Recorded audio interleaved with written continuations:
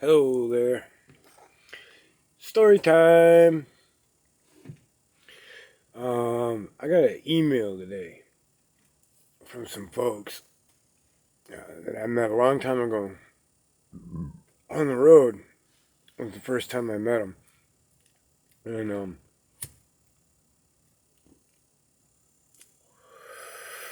they were headed to the farm in Tennessee, and so was I from Washington. And they had a Toyota van, and I had been on the train, but I got off the train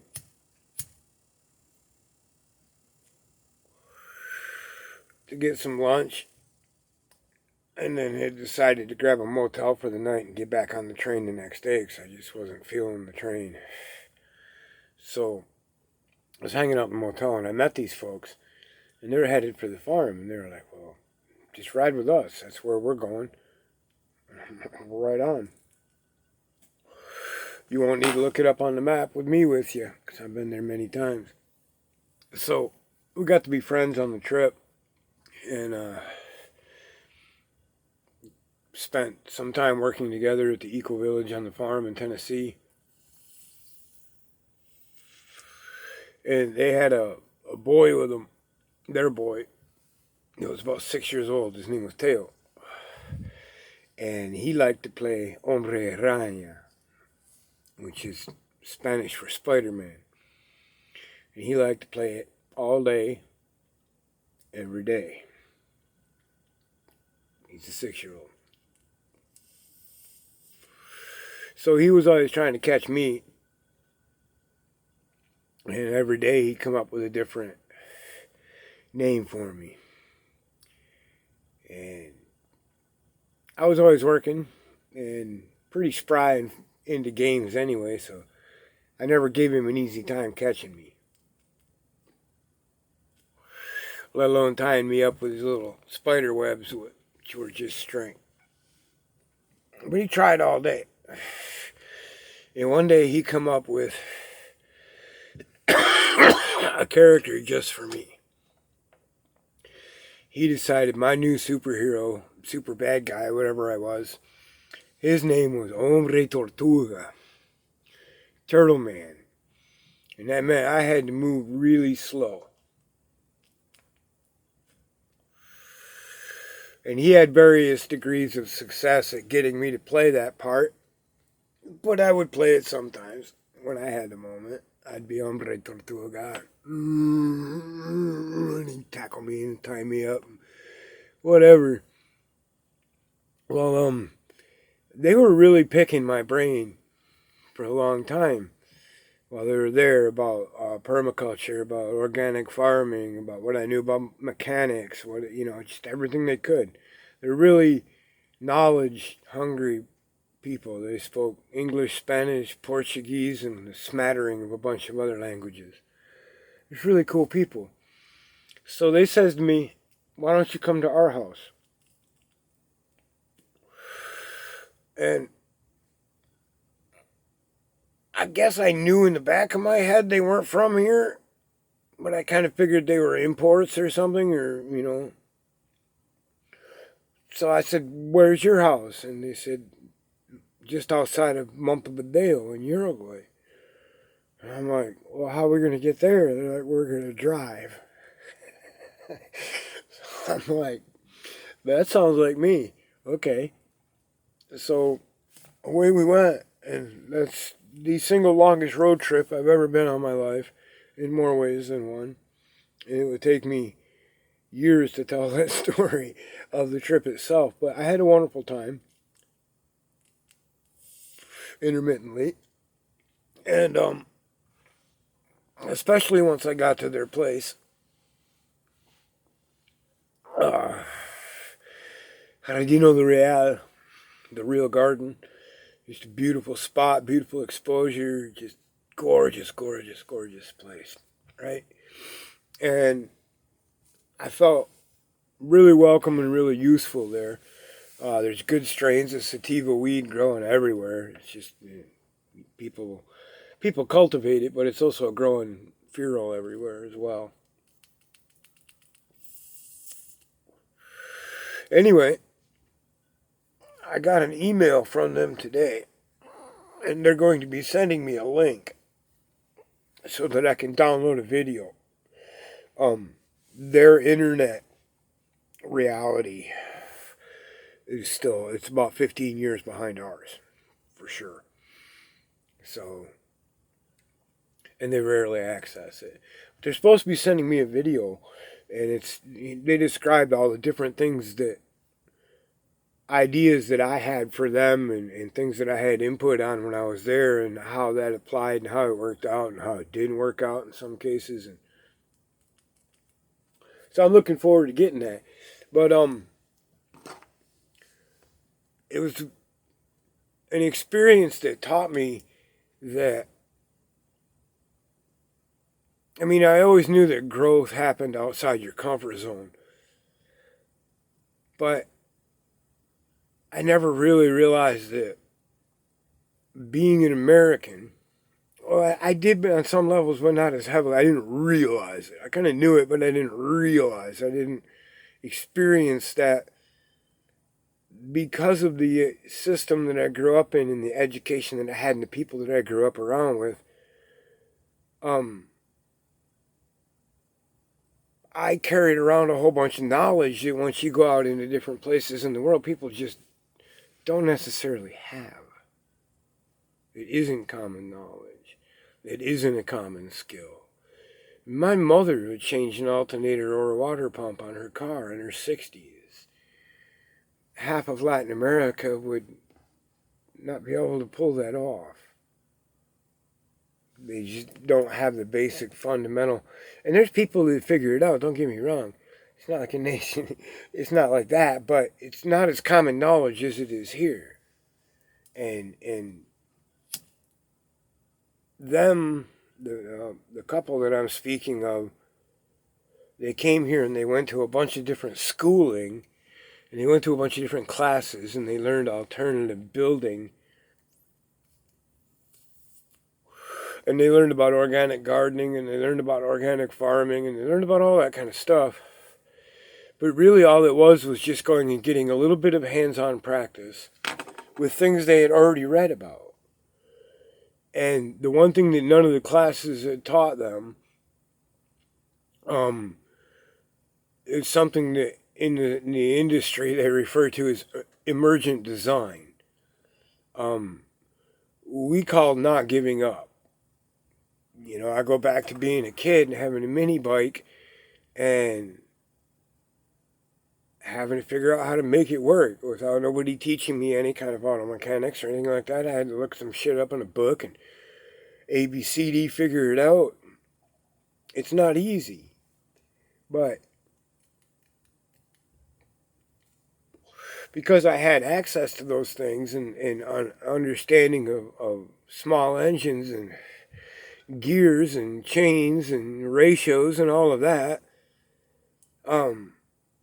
I was able to help people fix their irrigation pumps so that they worked better, so that they were working on a better gear ratio, or, you know, just things that are common knowledge to me. A weed whacker that breaks down there, unless it's something simple that they can, a plug or a plugged up fuel line or something they can figure out by fucking with it, it's done. It's toast. They don't know what to do with it.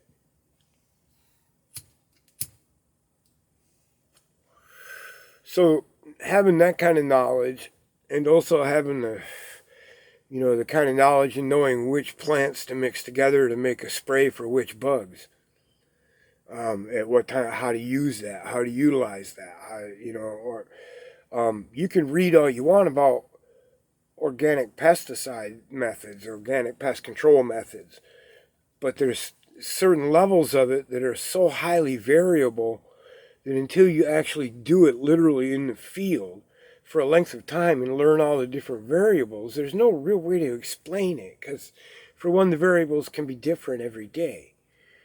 I'm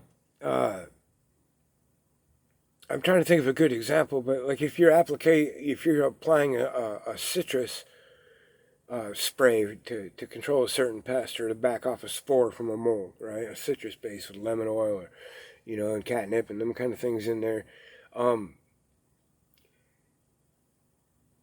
You might want a tiny bit of dew on the leaves as long as it's on the bottom side of the leaves. But if you spray that when there's a tiny bit of dew on the top side of the leaves, it's going to burn holes in the leaves because the little droplets make lenses.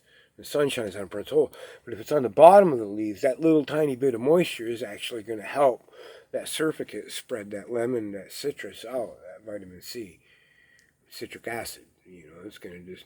So that's just an example of how you can learn all you want about something, but mechanically doing things and learning how to learn from the variables as they're happening in front of you, learn and adapt. And that's something you just can't teach from a book or in a weekend class. But going through endless miles of jungle very slowly, often on foot, gives you plenty of time to teach that kind of shit, So it was just an awesome experience, and now I'm hearing back from them all these years later. And there's a garden at their property there that has a pond in it, and it's full of turtles. and the place is called Jardín de Hombre Tortuga, and it's dedicated to me, which I think is awesome. And I can't wait to see video of it, and I think I don't know any reason why I wouldn't share it. I have to watch it first, though. Depends on what's in it. If it's too personal, I don't want to, I'm not going to promise, but if it's kosher, I'll share it. It's something I'm really proud of. There's a long fucking ride down there and a long ride back. But the time that I spent there was incredible. Incredible people, everybody I met. And something else I can tell you about Uruguay is all you people that think you're getting high on yerba mate and your energy drinks and shit do not know what you're doing. Because down there they grow some yerba mate, you mash that shit up, chop it up, put it in a little gourd, pour some boiling water on it, and suck on it through a fucking chrome straw. Every fucking time you refill that cup with hot water, it's like drinking a whole pot of coffee. Good shit. That's some motherfucking caffeine right there, buddy. But yeah, story time with Doug.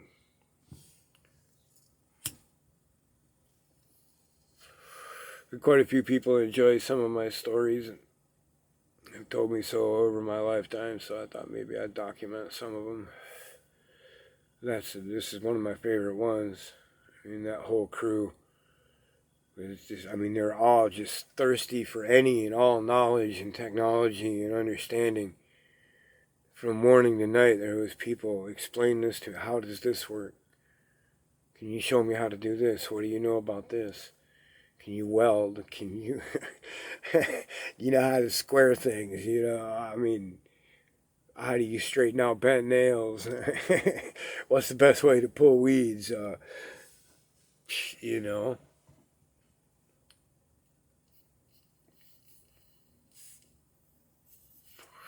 Mateo's 27 now. Full-grown man. He's the one that built the turtle pond. And he's got pictures of me hanging up in his room.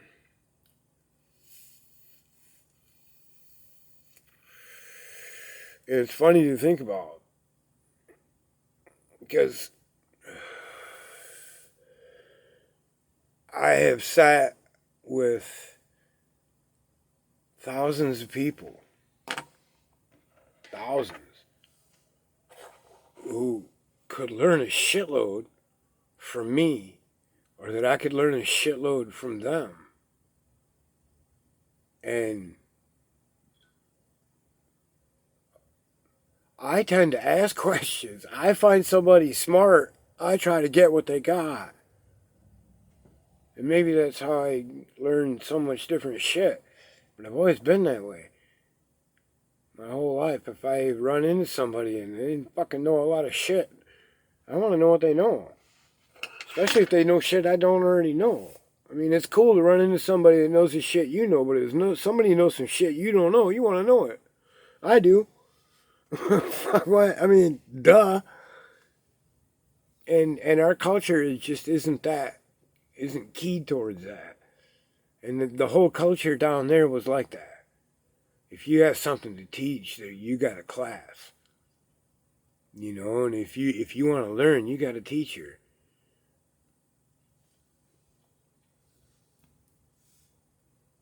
There's something in American culture, and it's hard to describe.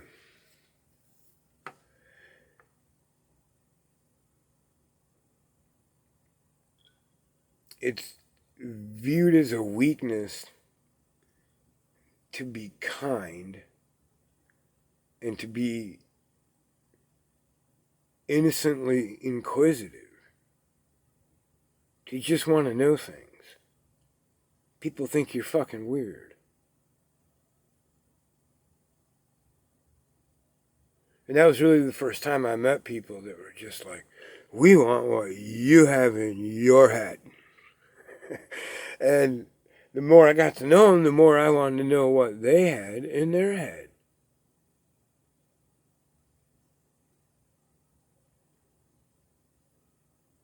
And we learned a lot from each other.